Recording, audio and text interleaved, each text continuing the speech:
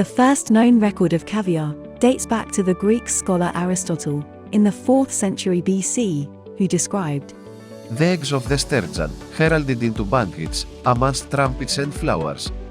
Some say it was the Persians who first prepared and savored sturgeon roe, and that the word caviar actually comes from the Persian word caviar, which means cake of strength or cake of power, because the people of Persia attributed many medicinal powers to caviar. The first time black caviar was mentioned in historical records was in 1240 by the office of Mongolian ruler Batu Khan. But it was Russia and the Russian Tsars who catapulted caviar into the world of utter luxury. In 1552, Russian Tsar Ivan the Terrible started a true Russian caviar era. After taking over the southern lands, where the river Volga merges with the Caspian Sea, Russians got access to its precious fish, and soon sturgeon became a regular meal at Moscow's court, which consumed about 3,000 fish a year. In 1629, when Alexei Mikhailovich Romanov became Russian Tsar, about 300 tons of caviar were produced in Russia for export. As time progressed, gourmet caviar spread to all countries across Europe and was prized by nearly every culture.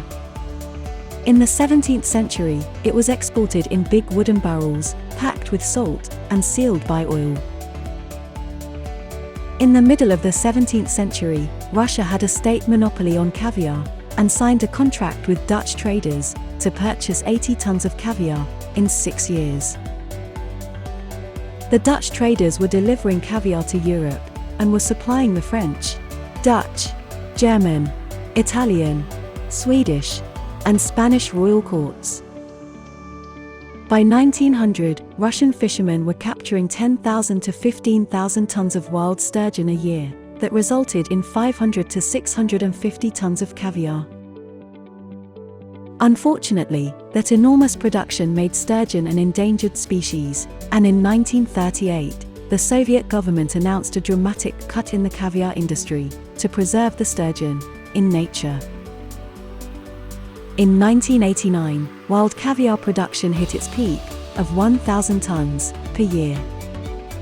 All sturgeon species, especially beluga, are endangered, so most countries now prohibit their wild fishing. Russian President Putin supports a restoration of the sturgeon population in the Caspian, and by government decree, Russia releases 20 million fingerlings annually. Now, only farmed sturgeon caviar is allowed to the market. The annual global production of caviar is estimated at about 380 tons. The biggest exporter of caviar in the world today is China.